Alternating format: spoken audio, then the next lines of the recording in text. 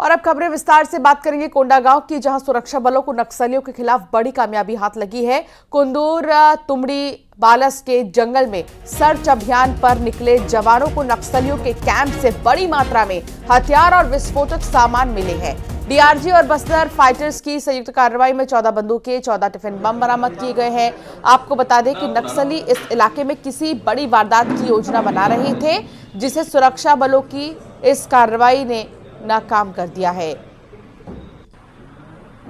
तो नक्सलियों की तरफ से तरह तरह के जो हथकंडे हैं वो अपनाए जाते हैं सुरक्षा बलों को नुकसान पहुंचाने के लिए। साजिश नक्सली रचते हैं, लेकिन साजिश को नाकाम साबित किया है सुरक्षा बलों ने। हथियार और जो टिफिन बम छुपाकर रखे गए थे उन्हें जब्त कर लिया गया है। ये वो हथियार और टिफिन बम की सामग्री आप देखिए, जिन्हें मौके से बरामद किया गया है।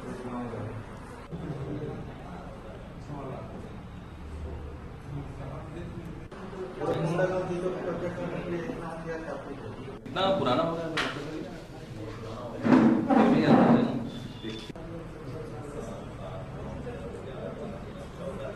आगे बढ़ेंगे और बात बीजापुर की करेंगे, जहां जवानों ने नक्सलियों की साजिश नाकाम कर दी है। सर्चिंग के दौरान 5 किलो का आईईडी बरामद किया है। जवानों ने आईईडी को डिफ्यूज भी किया। जवानों को निशाना बनाने की साजिश थी, जिसे बीजापुर में जवानों ने नक्सलियों की साजिश को नाकाम साबित किया है। सर्चिंग के दौरान 5 किलो आईईडी बरामद किए गए और फिर उसे डिफ्यूज किया गया। देखिए तस्वीर आपकी टेलीविजन स्क्रीन पर।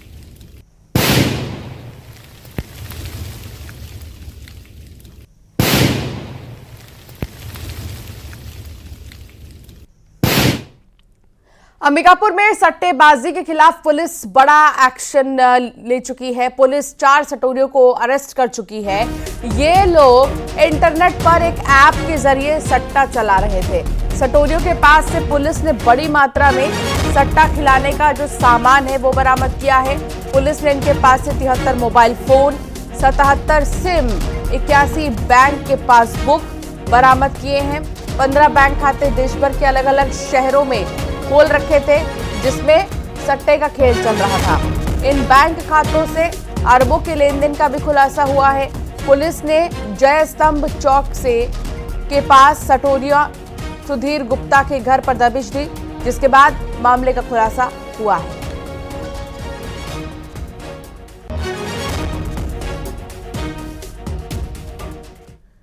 एमपी बीजेपी जिलाध्यक्षों की एक और लिस्ट जारी हो गई है। रामकिशोर कांवरे बालाघाट के जिलाध्यक्ष बने हैं। रानी पटेल कुशवाहा जिलाध्यक्ष बनी है सागर ग्रामीण की।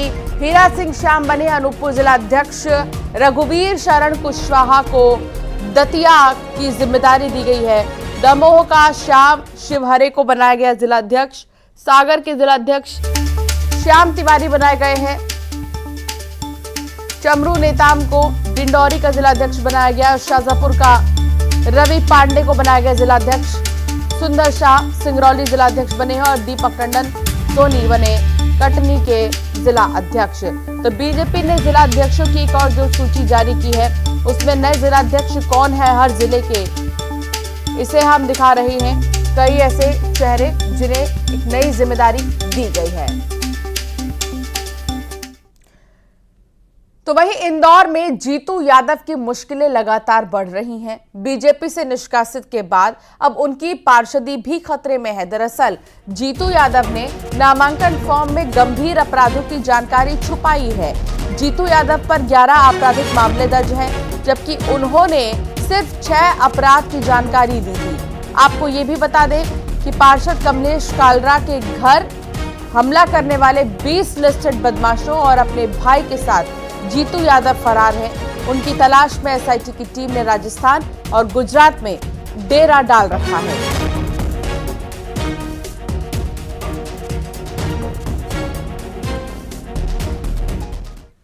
रीवा में बीजेपी विधायकों में मतभेद का मामला सामने आया है। दरअसल मुख्यमंत्री डॉक्टर मोहन यादव रीवा पहुंचे थे। इस दौरान बैठक में डिप्टी सीएम राजेंद्र शुक्ला, रीवा सांसद जनार्दन मिश्रा, मनगांव के विधायक नरेंद्र प्रजापति और त्योंथर विधायक सिद्धार्थ तिवारी मौजूद थे। बैठक के बाद मनगांव विधायक नरेंद्र प्रजापति ने एक फोटो पोस्ट की जिसमें त्योंतर विधायक सिद्धार्थ तिवारी की फोटो की व्हाइट वॉश कर दिया गया। सोशल मीडिया में पोस्ट देखकर यह सवाल उठ रहा है कि क्या दोनों नेताओं में मतभेद है। हालांकि विधायक नरेंद्र प्रजापति ने त्योंतर विधायक को अपना मार्गदर्शक बताया।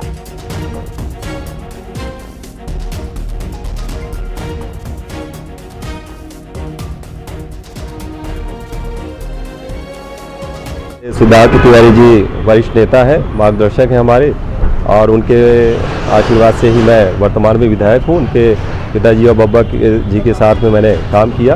अब ये किसी मेरे समर्थक ने वहाँ से पोस्ट को सेव किया और कुछ एडिट करके मुझे रात में भेज दिया था। मैं भी बिना देखे उसको अपने आईडी में मैंने मकर संक्रांति की शुभकामनाएं प्रेषित करते हुए पोस्ट कर दी है। ऐसा कोई मेरा व्यक्तिगत कोई विषय नहीं था। वो हमारे मार्गदर्शक हैं, हमारे नेता हैं।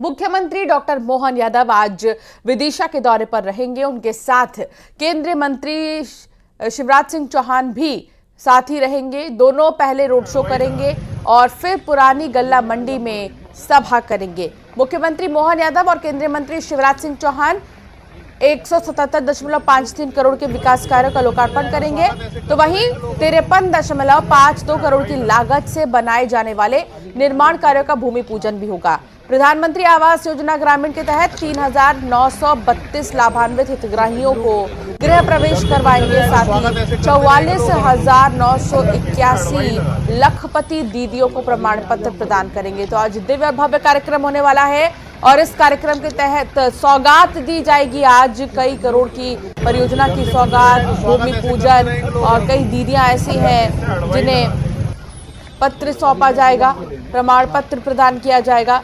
लगभग 44,981 लखपति दीदियों को प्रमाण पत्र प्रदान किया जाएगा। आज स्वामी गोपालानंद सरस्वती का बड़ा बयान आया है। उन्होंने कहा, जिसके घर में या घट में गाय ना हो उसे हिंदू नहीं माना जाए। साथ ही उन्होंने कहा कि उसके घर में कोई भी सनातनी ब्राह्मण कर्मकांड भी नहीं करें।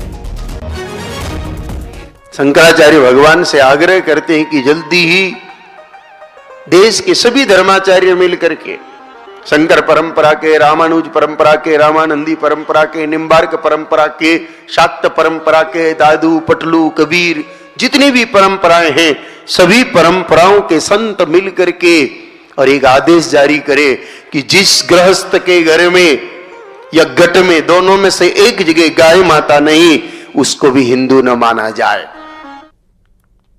खंडवा में एक बार फिर एक मुस्लिम युवक ने सनातन धर्म अपनाया है। यहां पर नांदिया खेड़ा के इमरान ने सनातन धर्म अपना लिया है।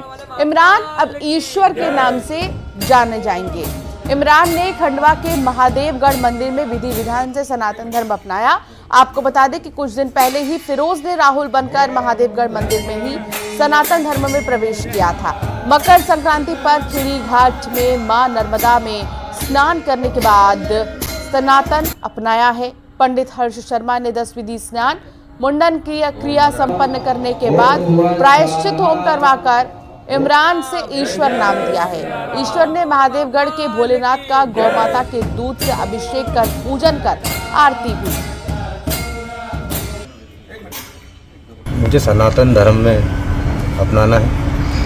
उस वर्षों से मेरी श्रद्धा थी कि मैं सनातन धर्म में जीऊँ और मरूँ इसके अंदर ही। आज मेरे साथ जो खड़े हैं ये कुछ घंटों पहले ये इमरान थे और इन्हें यहाँ पर एक नया नाम ईश्वर प्राप्ति के लिए एक नया नाम ईश्वर ही मिला। इनका भी ये कहना है कि यह अखंडता से, चूंकि ये खंडित हो चुके थे, अखंडता की ओर आए हैं और अखंडता की ओर आकर इनका नाम इन्हें ईश्वर मिला है। और आप देख रहे हैं कई वर्षों से महादेवगढ़ पे जो भी आता है ईश्वर प्राप्ति के लिए सनातन में प्रवेश जो करता है वह स्वयं अपनी इच्छा से चलकर आता है। ग्वालियर में नरेंद्र सिंह तोमर से बीडी शर्मा ने मुलाकात की है और चंबल के जिला संगठन को लेकर मंथन हुआ है। रुके हुए जिलाध्यक्षों के नामों पर चर्चा भी हुई है। मुलाकात के बाद बोले एमपी बीजेपी के अध्यक्ष निर्वाचन की प्रक्रिया जहां पूरी हुई वहां घोषणा हुई है। दावेदारों ने भी वीडी शर्मा से मुलाकात की।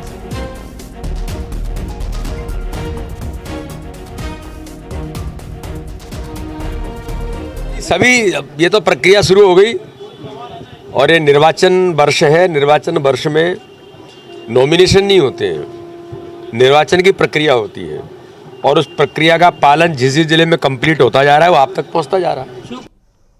जशपुर में मुख्यमंत्री साय ने कवासी लखमा पर निशाना साधा। उन्होंने कहा कि हमारी सरकार भ्रष्टाचार पर जीरो टॉलरेंस की नीति पर है। पिछले सरकार के भ्रष्टाचार पर कार्रवाई हो रही है। पिछली सरकार के मंत्री कहते हैं मैं पढ़ा लिखा नहीं हूं, अधिकारी जहां जहां बोलते हैं वहां वहां सिग्नेचर कर देता हूं। मुख्यमंत्री साय ने करोड़ों के विकास कार्यों की सौगात दी है।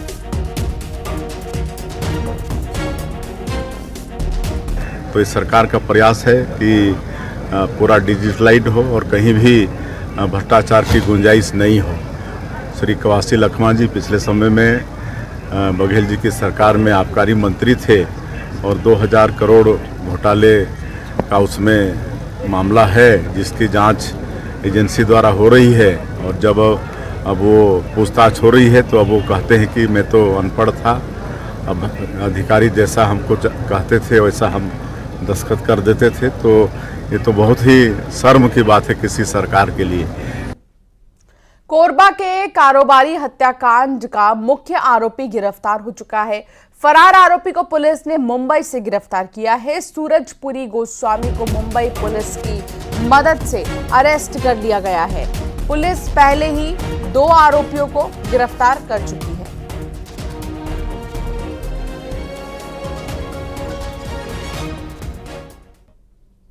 बुलेटिन में फिलहाल इतना ही। आप बने रहिए न्यूज़ 18 के साथ।